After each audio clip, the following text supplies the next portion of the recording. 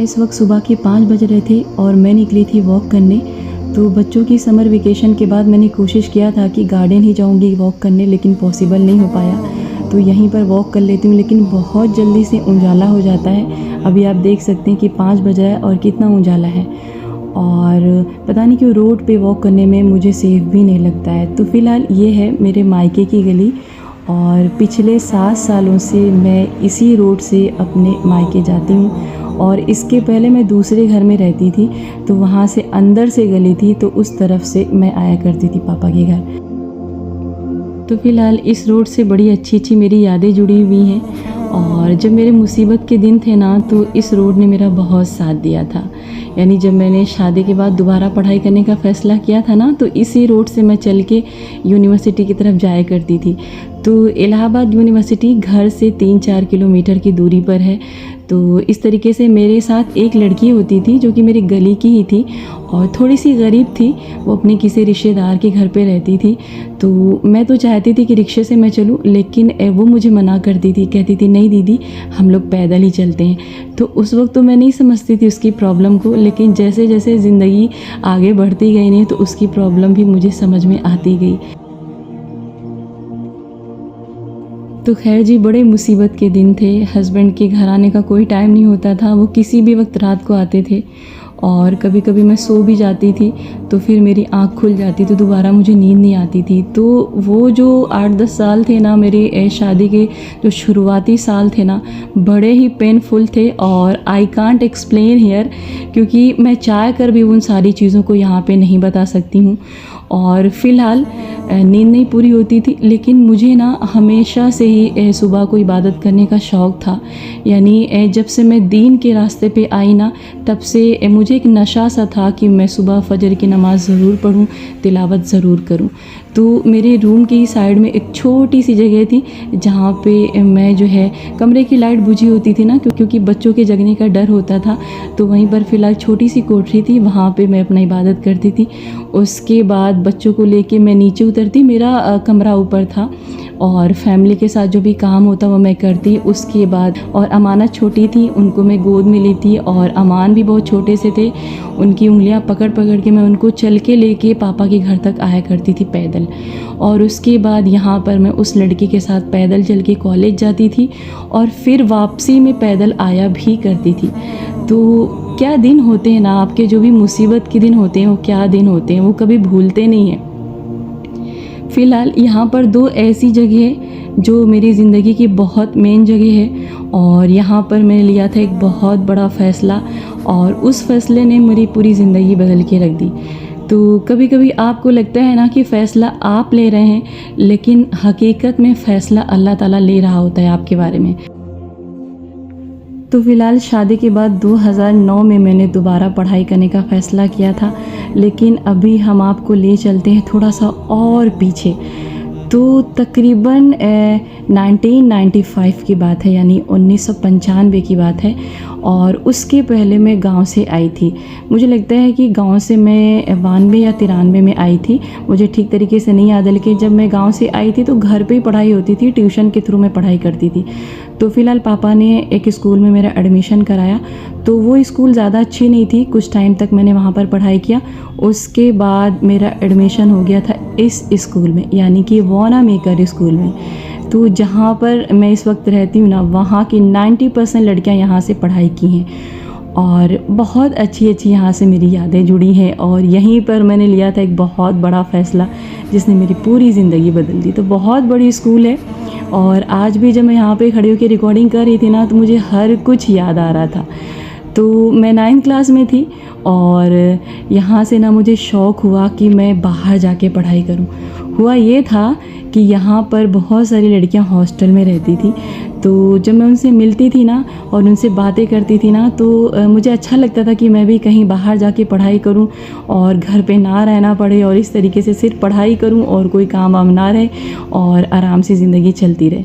लेकिन मुझे ये नहीं पता था कि सोच मैं रही हूँ, लेकिन प्लान अल्लाह ताला कर रहा है। और प्लानिंग वो कर रहा था, लेकिन मुझे ऐसा लग रहा था कि फ़ैसला मैं ले रही हूँ। तो फ़िलहाल यहाँ से मेरी ज़िंदगी का पूरा रुख ही बदल गया, और मेरे साथ ज़िंदगी में वो हुआ जो कि मैंने कभी सोचा ही नहीं था। तो बचपन से मुझे नमाज़ पढ़ने का बेहद शौक़ था और मुझे आज भी याद है कि जब मेरी मम्मी काम से फुर्सत होती थी ना, तो मैं कॉपी पेन लेके बैठ जाया करती थी और मैं अपनी मम्मी से कहती थी कि मुझे आप सूरे बताओ, मैं उसको लिखूँगी, याद करूँगी, फिर नमाज़ पढ़ूँगी। तो शायद वही अदा अल्लाह को मेरी पसंद आ गई और फिर उसने ना मुझे यहाँ से निकाल के, यानी दुनियावी तालीम से मुझे निकाल के दीनी तालीम में लगा दिया। तो ये वही हॉस्टल है जिसको मैं देख देख के मेरे अंदर शौक़ हुआ बाहर जाने का। तो फ़िलहाल 98 में मैंने ये स्कूल छोड़ दिया और मैं चली गई हॉस्टल, यानी कि दीनी हॉस्टल में। तो इसके पहले मुझे बिल्कुल भी नहीं पता था कि दीनी जगह कैसी होती है और वहाँ की पढ़ाई कैसी होती है। तो जब आप कहीं नई नई जगह जाते हैं ना, तो आपको थोड़े दिन अच्छा लगता है, उसके बाद फिर आपको जब असलियत पता चलती है तो वहाँ से थोड़ा सा आपको घबराहट होती है और भागने का दिल करता है। तो फ़िलहाल जब मैं मदरसा गई तो मुझे बिल्कुल भी नहीं पता था कि हाँ मदरसा क्या होता। मैं सोचती थी जो मस्जिद वगैरह में गांव में पढ़ाई होती है उसी को शायद मदरसा बोलते हैं। तो फ़िलहाल मैं चली गई मदरसा और वहाँ पर तकरीबन 1 महीने के बाद मन उलझने लगा। और इस बीच जब मैं घर आती थी तो पापा मुझसे हमेशा कहते थे कि तुम आके स्कूल में पढ़ाई करो और वहाँ से निकल जाओ, लेकिन पता नहीं क्यों दिल नहीं करता था कि हाँ वहाँ से निकलूँ। यानी जो कुछ भी वहाँ पर पढ़ाई होती थी वो अच्छा लगता था, लेकिन रहने का मन बिल्कुल भी नहीं करता था। तो खैर जी, जैसे तैसे करके 1 साल वहाँ पे पढ़ाई की और उसके बाद मैं फ़ैसला किया कि दोबारा स्कूल में फिर से पढ़ाई करूँगी। तो उस वक्त जो है मैं एग्ज़ाम दे रही थी और मेरे साथ मेरे घर के कई लोग गए थे और रिश्तेदार के भी कुछ लोग गए थे।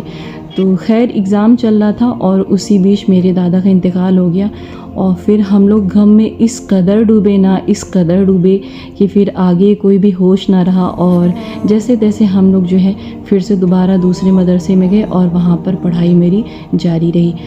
तो चलिए जी, मदरसे की कहानी फिर कभी मैं आपको सुनाऊंगी। और अभी मैं आ जाती हूँ 2014-15 में।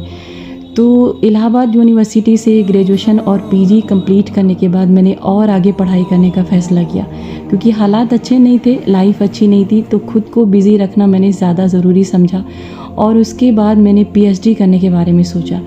तो जो मेरा एंट्रेंस एग्ज़ाम था ना पीएचडी का, वो इसी स्कूल में पढ़ा था, यानी कि बिशप गर्ल्स स्कूल में। तो यहाँ पर मैंने अपना एग्ज़ाम दिया था और मैंने ये नहीं सोचा था कि आगे की ज़िंदगी मेरी बहुत अच्छी होने वाली है और मुझे हर वो कुछ मिलेगा जो मैंने सपने में सोचा था। तो अल्हम्दुलिल्लाह हर कुछ मैंने हासिल किया और हर कुछ मैंने पाया जो भी मैंने सोचा था।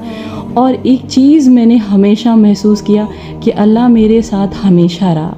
तो जिस दिन मेरा एग्ज़ाम था, शायद रोज़ा थी मैं, और मुझे नहीं याद है कि रमज़ान का महीना था या क्या था, लेकिन रोज़ा से थी मैं।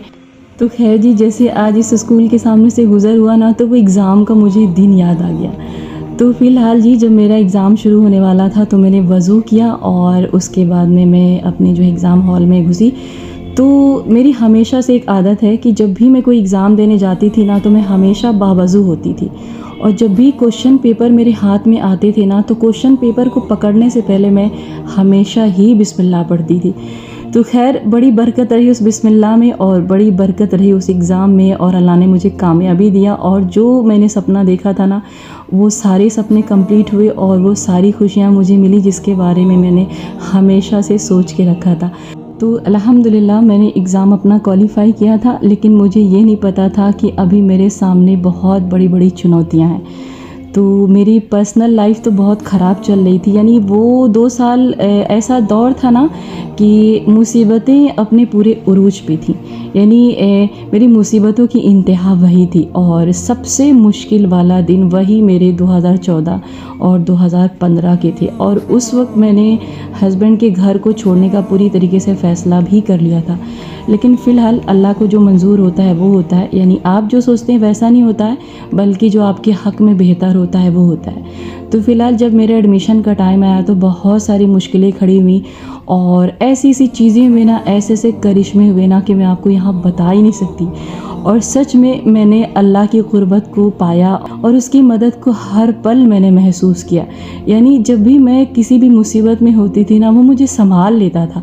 और जब भी मैं उसको दिल से पुकारती थी ना, वो मुझे मदद के लिए हमेशा आगे बढ़ के आता था। और अल्हम्दुलिल्लाह जो मैंने चाहा सब मिला मुझे। लेकिन मुश्किलें मेरी राहों में बहुत थीं। कभी लोगों ने कांटे बिछाया और कभी वक्त ने जाल बिछाया, लेकिन मैं कभी हारी नहीं, क्योंकि मैं उन लड़कियों में से थी ही नहीं। मुझे बचपन से मैंने यही देखा था कि मेरे अंदर हिम्मत कूट कूट के भरी है और कॉन्फिडेंस लेवल मेरे अंदर बहुत ज़्यादा रहा हमेशा से, अल्हम्दुलिल्लाह।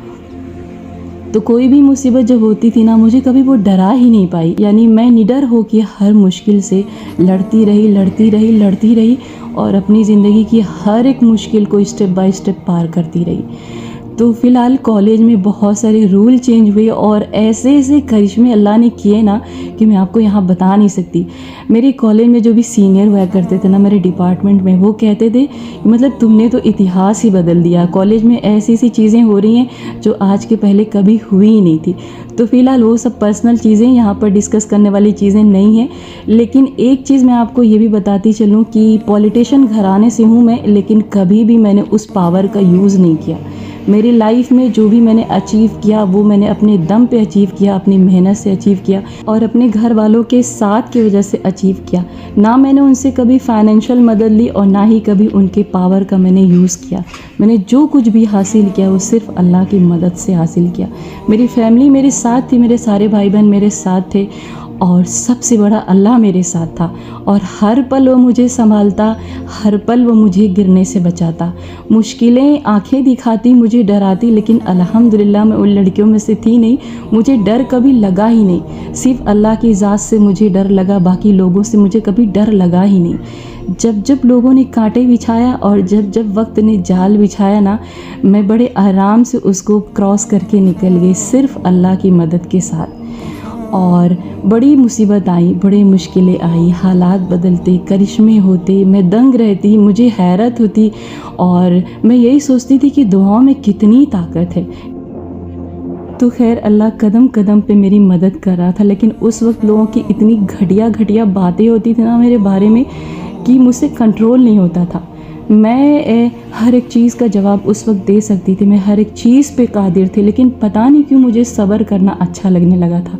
यानी कहते हैं ना कि इन्नल्लाह मा साबिरीन, और वाकई में मैंने जितना सब्र किया ना उससे कहीं ज़्यादा मैंने पाया, अल्हम्दुलिल्लाह।